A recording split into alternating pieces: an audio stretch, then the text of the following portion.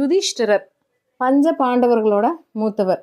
இவரோட நுண்ணறிவு பற்றி உங்களுக்கு சொல்லணும்னா ஒரு குட்டி கதையிலேயே சொல்லிடலாம். வாங்க கதைக்குள்ளே போகலாம்.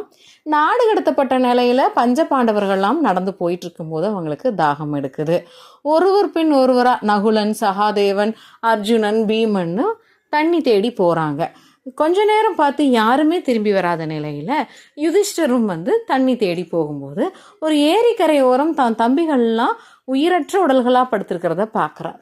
தாகம் தலை ஏறிடுச்சு, என்ன பண்ணுறதுன்னு தெரியல. அந்த ஏரியில் தண்ணியை குடிப்போம் போகும்போது அங்கே ஒரு தெய்வீக குரல் கேட்குது. உன் தம்பிமார்கள்லாம் இப்படித்தான் என் கேள்விக்கு பதில் சொல்லாமே போய் தண்ணி குடித்ததுனால இப்படி இருக்காங்க. உனக்கு அந்த நிலைமை வேணுமா, இல்லை என் கேள்விகளுக்கெல்லாம் நீ பதில் சொல்கிறியா? என் கேள்விகளுக்கெல்லாம் நீ பதில் சொன்னால் உன் தம்பிகளையும் விடுவித்து நான் தாகத்தையும் தீர்ப்பேன்னு சொல்லுது. உடனே தர்மராஜா சொல்கிறார், உன் கேள்விகளை நீ கேட்கலான்னு. அந்த யக்ஷனும் அந்த காவல் காக்கிற ஏரியை காவல் காக்கிற யக்ஷனும் நிறையா புதிர்களையே கேள்வியாக கேட்குது. தர்மராஜாவும் நிறைய பதில்கள் சொல்ல சொல்ல அதுக்கு அடுத்து என்ன கேள்வி கேட்கலாம் அப்படிங்கிறப்போ கடைசியாக அது ஒரு கேள்வி கேட்டுச்சு. இந்த உலகத்திலேயே மிக அதிசயமாக நடக்கிறது என்ன அப்படின்னு சொல்லி உடனே யுதிஷ்டர் யோசிக்காமல் சொல்கிறார், இந்த உலகத்தில் தினம் தினம் நிறைய உயிரினங்கள் இறந்து மடிஞ்சிட்டு தான் இருக்குது.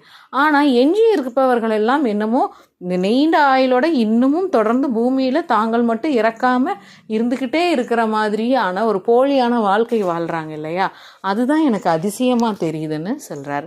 இந்த பதிலை சற்றும் கூட எதிர்பார்க்கவே இல்லை அந்த யக்ஷன்.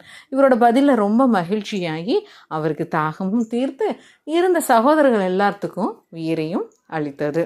இந்த கதை உங்களுக்கு பிடிச்சிருக்கு. இது மாதிரி நிறைய கதைகள்லாம் நீங்கள் கேட்கணுன்னா மறக்காமல் துரையம்மா சேனல் பாருங்கள், சப்ஸ்கிரைப் பண்ணிட்டு பாருங்கள். நன்றி.